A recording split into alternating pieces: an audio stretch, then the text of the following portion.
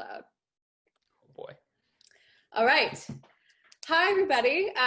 Hope everyone's doing well wherever you are. I'm Zoe. And I'm Josh. And we are both from the UW School of Oceanography, and we study the ocean. So let's start off by, today we're going to tell you a bit about what oceanography is, what it means, what we as oceanographers study, how we study it, and more specifically, today we're going to talk about sunshine, nutrients, and sea turtles, and how they all go together and work as a system. So first off, what do oceanographers study? So we study everything in the ocean, all different types of processes. So basically everything, every subject you've taken in science is in oceanography, but just like in the ocean. So ocean physics and physical oceanography study the circulation of the ocean. So the movement of water masses and heat and everything like that in the ocean, and then how it relates to Earth's climate. There's also chemical oceanographers, and so they are the ocean's chemists. So they study the elements and chemicals present in seawater and how those chemicals interact with life and rocks in Earth's climate. Biological oceanographers study the different life forms present. So they study everything from the smallest organisms on the planet, viruses, bacteria, and phytoplankton, all the way up to the world's largest animals, such as whales, and how those organisms are interacting with everything else in the ocean, like the movement of water masses, like the different chemicals present, like the seafloor. Yeah, and well, there's a ton of interesting stuff that's happening in the water. There's also really interesting stuff happening on the seafloor. So another big part of oceanography is seafloor geology and marine geophysics. All over the ocean, there's tons of volcanoes on the seafloor. There's these hydrothermal vents that look like this. Mid-ocean ridges, and also most of the earthquakes in the world happen beneath the ocean, happen on the ocean floor. So that's another part of oceanography. And the ocean is a gigantic place, and it creates this huge natural laboratory for us. We're really lucky that the whole Earth is our experiment, and to get at these questions, we have big ships. So at UW, we actually have a ship of our own. So this is the Thomas G. Thompson here. And 40 to 50 scientists at a time can ride on these ships, and they go all over the world taking all kinds of data, trying to answer all kinds of questions. And that's kind of what oceanography is about. And a really cool part of it is the in the field portion. So recently, I was on a research cruise down to Antarctica, where I was working with a team of everyone who does everything in oceanography. So we had physical, chemical, geologic, and biological oceanographers. So I was specifically studying the plankton, while other people were measuring different chemicals, and while other people were measuring currents and deploying gliders. So there's a huge range of tools that people use to study, and it's a really exciting community to be a part of. So if you see his profile picture, there's some penguins back in there, just to prove that he really did go. Yeah, you do get to go to some very cool places as oceanographers. So I am a chemical oceanographer. So I study specifically the small chemicals called metabolites that are produced by the small animals in the ocean. So the marine bacteria, phytoplankton, and viruses. And so to do this, I go to sea and collect samples of bacteria and plankton and seawater, and then I measure the chemicals in those samples in a laboratory. So I do a mixture of fieldwork and lab work, and then I use the different concentrations of chemicals to understand what is happening in the ocean, and from the perspective of how different microscopic organisms are interacting with each other and talking to each other and feeding each other and eating each other, and how different biogeochemical cycles happen. So thinking about the cycling of carbon and how it relates to the Earth's climate, or the cycling of nitrogen and how that's helping feed the world's populations. Oh, hold on. There we go. All right, I'm Zoe, and instead of studying what's happening in the water, I study what happens on the bottom of the ocean. So I'm a marine seismologist, and I study ocean bottom earthquakes all over the world. I also was lucky enough to go to Antarctica this February on a completely different experiment, studying something completely different, but I had to add my penguin picture as well. So I'm interested in what happens even deeper than the ocean itself. So the ocean is really deep, right? We have thousands of meters of water, but down below it, I think the even more interesting stuff is going on. So here we're looking at a map of the Pacific Northwest, and I'm here in Seattle with this big red star, and off of our coast, there's a ton of interesting geology going on. So out here at the Juan de Fuca Ridge, there's these huge hydrothermal vents. Here at the Cascadia Trench is actually, this is a huge source of earthquake hazard. So we might get a huge earthquake here in the Pacific Northwest in the next few hundred years, and earthquakes that happen on the ocean floor also cause large tsunamis. So marine seismologists such as myself are trying to figure out that problem of what to expect. And for us, we study our questions using ocean bottom seismometers. So this is an example of what one looks like. We push them off the side of our ship and they look really nice and clean before they go down. But then they sink thousands of feet below the seafloor and they sit down in the dark in the mud for years at a time. And they listen for all the earthquakes that are happening. And then we're able to go pick them back up. And that's how we can study what's going on the ocean floor. So obviously what Josh and I study is very different, but we're both oceanographers. It's a huge subject because the ocean is a huge place. But specifically, what parts of oceanography are we talking about today, Josh? I'm so glad you asked, Zoe. So today we're going to be looking at life in the ocean and what are the controlling factors of life. So one of the cool things about oceanography is that you're able to connect from the very small, tiny phytoplankton all the way up to the biggest organisms. And in the grand scheme of things, sea turtles are huge organisms in the ocean compared to things that are smaller than a period. So very exciting that we get to study sea turtles, which are also my favorite animal and adorable. So sea turtles have been around since the time of the dinosaurs. So they're really hardy organisms. And they've been able to survive everything that the world has thrown at them for the last 110 million years. But now that humans have come along, all 7 species of sea turtle are either threatened or endangered. And this is primarily because of human impacts. So if we want to be able to protect sea turtles and help them live another 110 million years, we have to better understand where they live and what they eat and how they are surviving. So one of the ways we do that is by figuring out what they eat, and juvenile sea turtles eat mostly plankton. So those really tiny organisms are what are feeding these adorable baby little sea turtles. So by better understanding where plankton live in the ocean, we can better protect sea turtles and other beautiful forms of life. So next question you're probably wondering is, what are plankton?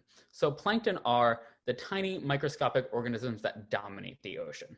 So plankton can be very similar to plants where they photosynthesize, they take in sunlight, release oxygen, and consume carbon dioxide, and kind of act as the base of the food web. Or they can be more like predators. So they can eat other phytoplankton or even other like zooplankton, which are the animals of the ocean. And plankton are really important because, one, they form the base of all ocean ecosystems. So if you've eaten shellfish, if you've eaten fish, any kind of seafood, it all started with plankton. They also produce 50% of the world's oxygens. So every second breath you take, you should be thanking the ocean because that's where the oxygen is coming from.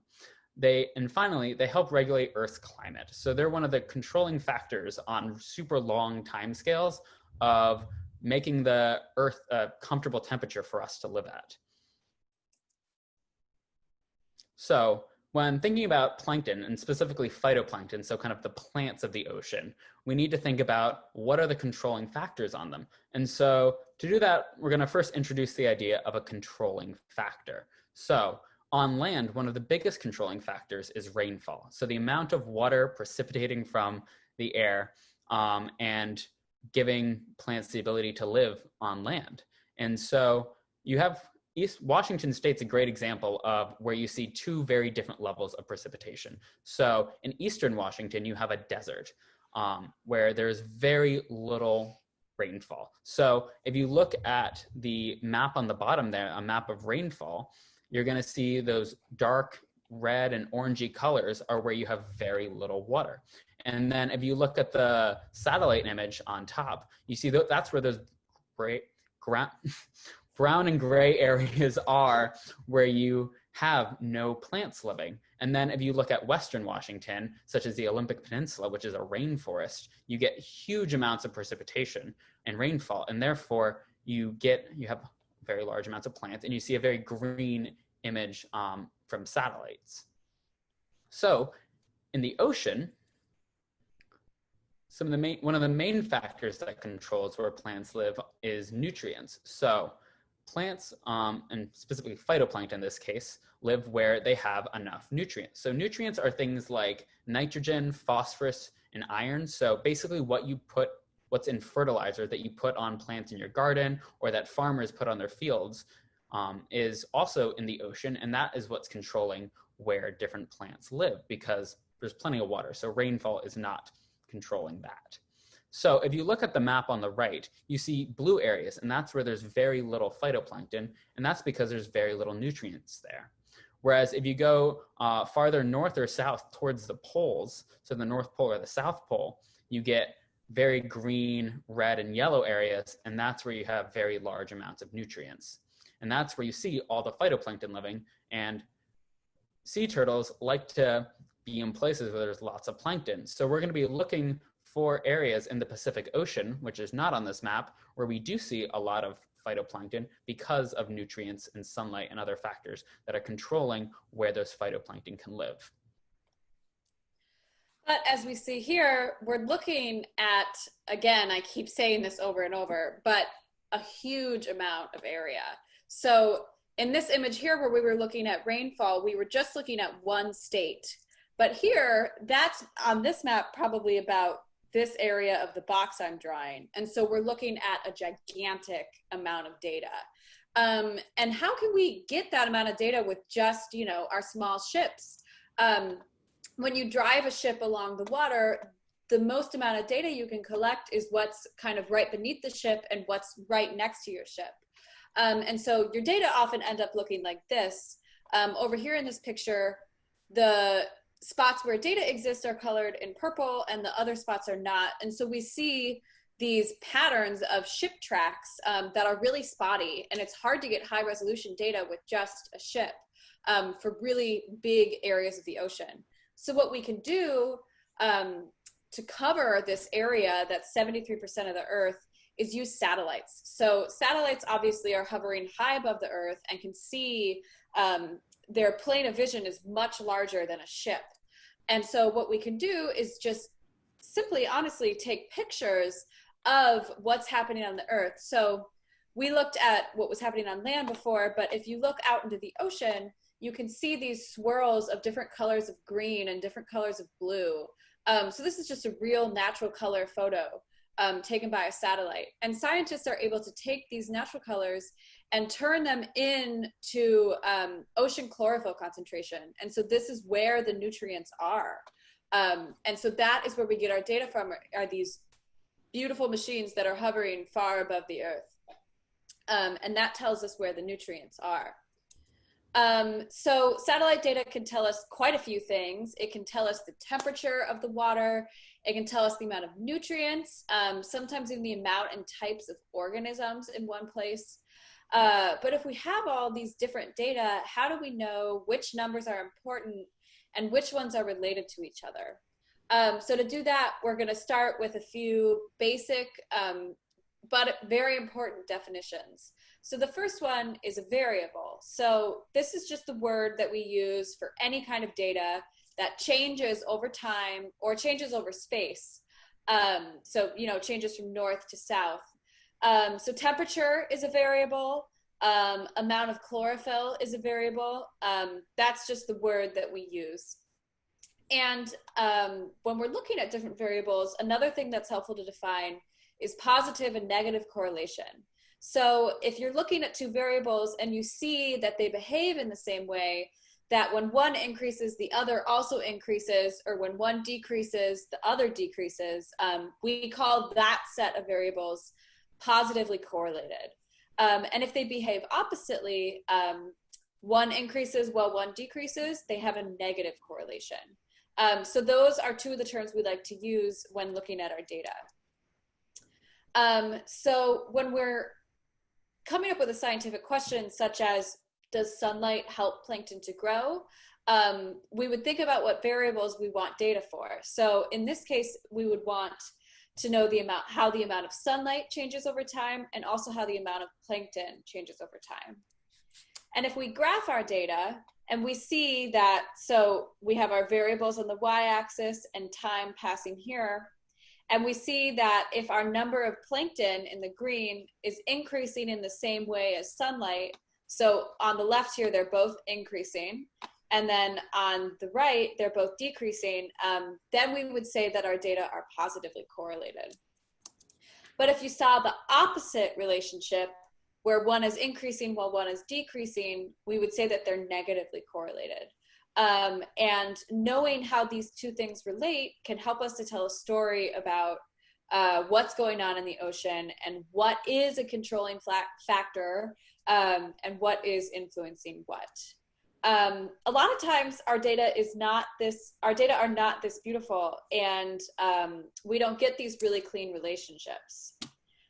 Maybe something would look like this. What would we do then, Josh?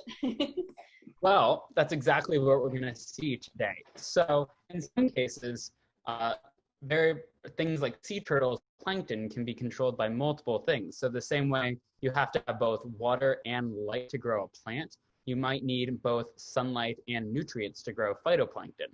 So, and therefore, you're going to have sea turtles that live where the phytoplankton are. So with this activity, what you're going to do is you're going to go through and look at satellite data and model data from the Pacific Ocean, looking at nutrients, sunlight, plankton abundance, and sea turtle abundance. And you're going to graph all of those things together on one plot, and you're going to look to see what is positively correlated, what is negatively correlated, and what is controlled by different variables or multiple variables.